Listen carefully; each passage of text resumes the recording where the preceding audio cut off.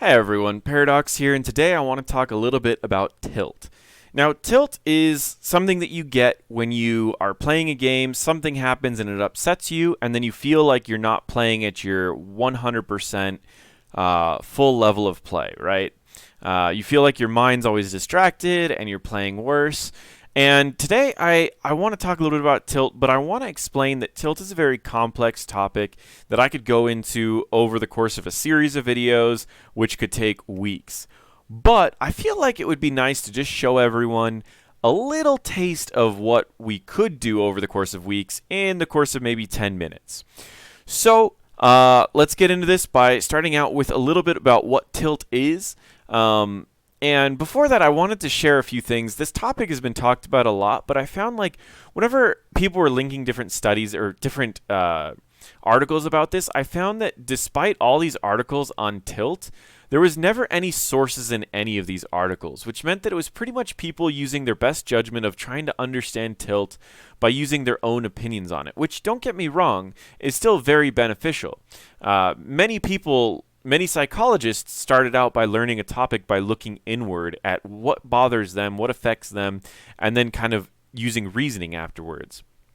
But I want to take a few pieces of what I personally believe is the cause of tilt, as well as going into a variety of other topics on how to deal with tilt.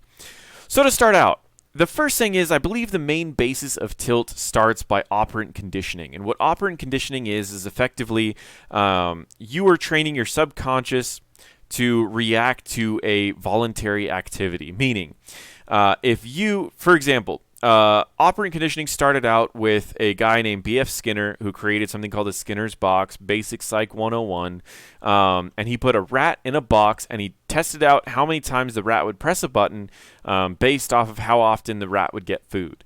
All right. Sometimes it's a pigeon, it's a rat, it's a dog. It changes around based off of who did the experiment, but it was originally a rat.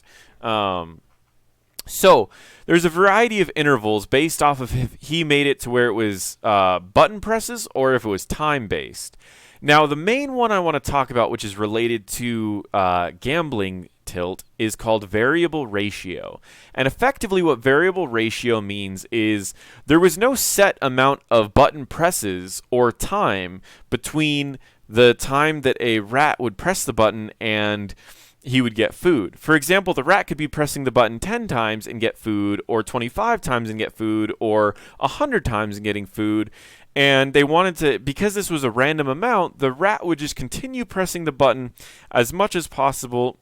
And in this particular ratio, the button was pressed well over 900 times within 30 minutes, compared to the other ones, which never really reached that point over the course of more time. So this particular ratio is the reason that we have this gambling problem to begin with.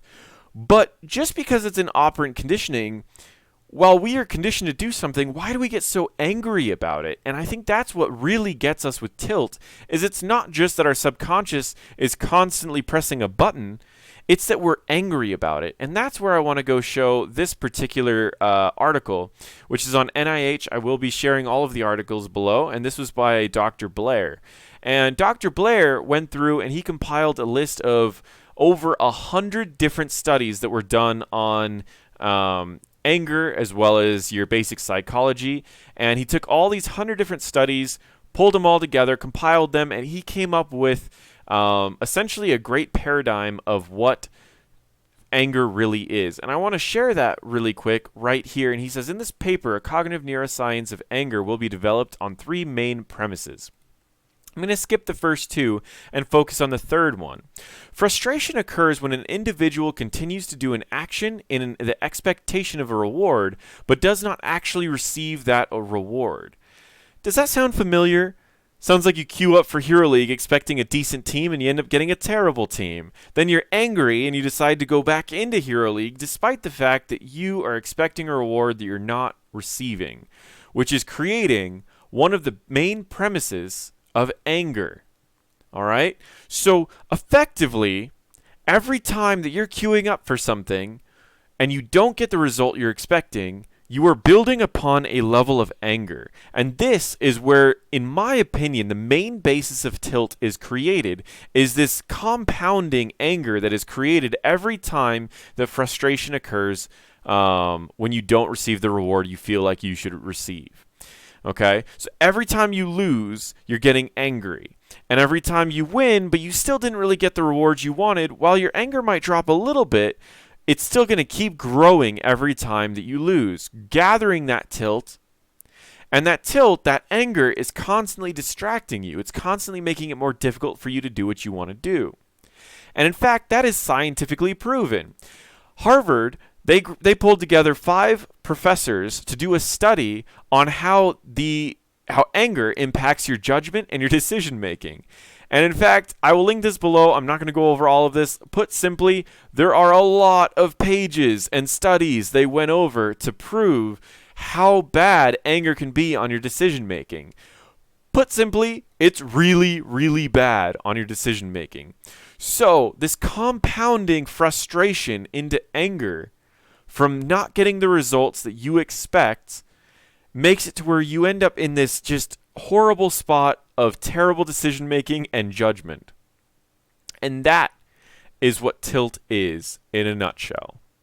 It's just a cycle of you getting angry, you making poor decisions, which is making you more angry and making more poor decisions, and combined with the fact of this simple schedules of reinforcement, we keep going back because it's addictive. This whole anger game thing is addictive. So how do we break this cycle? What do we do? So firstly, I want to start off by showing this little thing by the American Psychological Association on how to deal with anger.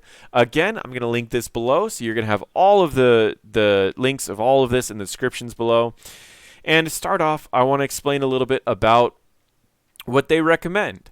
They recommend relaxation. They recommend cognitive restructuring, which is essentially changing why you're getting mad at things, changing your mentality about it. Problem solving, which means just jump back into the ring, which we don't want to do that because that's just bringing back the main cycle. Better communications are relevant in this situation, but use humor is one that's actually really interesting because in psychology, there are a lot of studies about how humor is one of the best counters to anger, which not a lot of people try this. Have you ever tried when you were tilted to just go watch a funny video?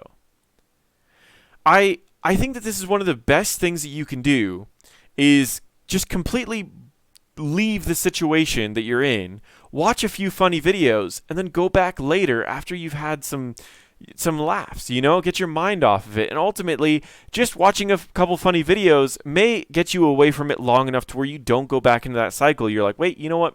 I don't need to go back today. I can go back later. So using humor is going to be my first step to deal with tilt. My next step is going to be listen to music. I find that this works best for myself, and I've recommended this to a variety of friends who have had a problem with tilt, and they felt like it's worked with them as well. Now, is there specific music that works better for people when it doesn't work better with others? And in fact, yes and no.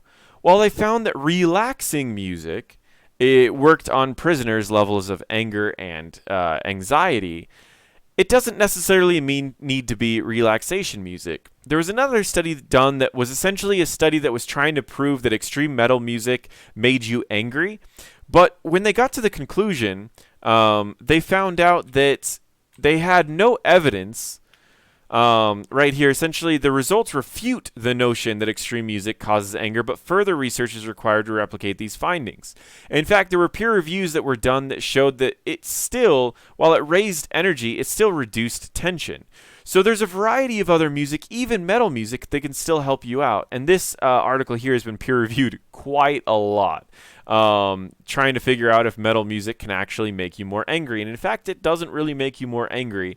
It can either leave you at the level of anger that you were at before, or it could help you out. And I'll also throw this in the description below. So that is my step 2.